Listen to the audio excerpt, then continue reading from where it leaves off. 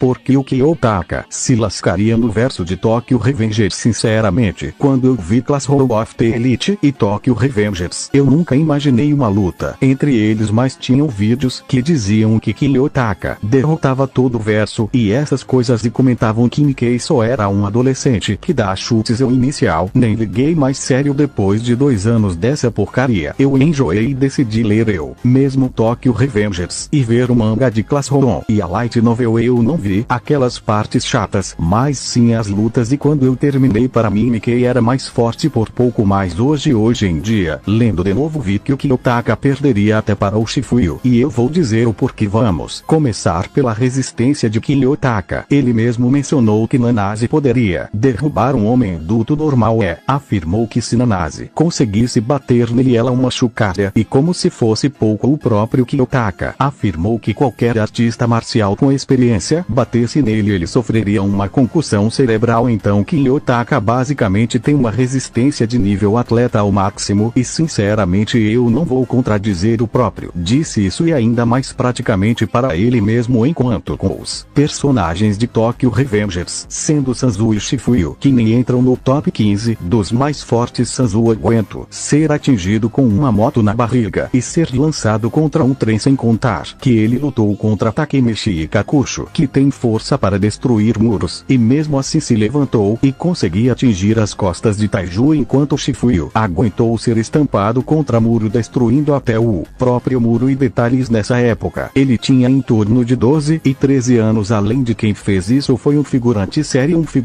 e Shifuyu até mesmo aguentou cair de um 2º piso de edifício, saindo praticamente ileso. Mas sinceramente o que mais marca que a resistência de Kiyotaka, e uma droga, e que ele mesmo mencionou que com um golpe de cano ou garrafa de metal poderia morrer, sendo que Nikkei aguentou várias tubos de metal na cabeça enquanto estava sendo segurado, e enquanto também Mitsuya, mesmo ferido e cansado lutando contra Taiju, tomou um tubo de metal na cabeça por Inui, que conseguiu derrotar Shifuyu no mano a mano. A diferença de resistência e praticamente absurda. Bem, agora vamos para a categoria de força física ou potência de ataque. Dizem que Kiyotaka pode derrubar um elevador ou abrir um buraco nele. Se isso fosse verdade, como ele não derrubou ou sequer fez Albert sentir algo de dor, sendo que ele simplesmente um adolescente musculoso? E o próprio Kiyotaka afirmou que não costuma subestimar seus oponentes, e sim são pensamentos do próprio Kiyotaka. Então eu não vou contradizer o que ele mesmo afirmou. Então sim, ele sempre vai com tudo nas brigas, enquanto Nikkei sempre derrotou homens musculosos com um golpe, principalmente Taiju, que por muitas e muitas vezes mais forte que o Albert, enquanto um Baji com apenas 14 anos esmagou um muro com um soco, enquanto o Uzen, que tem praticamente quase a mesma força de Albert, não fez nada. A comparação do verso e abismal agora na categoria de velocidade, mas na real nem tem comparação, sendo que em Kote, personagens como Ishika Amazawa só mostrarão velocidades subsônicas, conseguindo desaparecer da visão de Kushida, que é uma adolescente comum que nem sequer sabe o básico de artes marciais. E nem me venham me dizer que Kiyotaka conseguiu imobilizar Ishika sem que ela pudesse reagir, já que tem um fator para isso, e é que Ishika estava concentrada em Kushida e pretendia quebrar o braço dela, mas ela não notou Kiyotaka atrás dela, então ele praticamente escondeu a presença dele e deu bote mobilizando os braços dela. Enquanto em Tokyo Revengers, personagens como Izana e Draken podem se mover mais rápido que um disparo de uma bala, mesmo estando longe do local, sem falar que os dois se aposentaram das lutas por 2 anos, ou seja, não estão em seus auges. Apesar de Kiyotaka saber 7 artes marciais,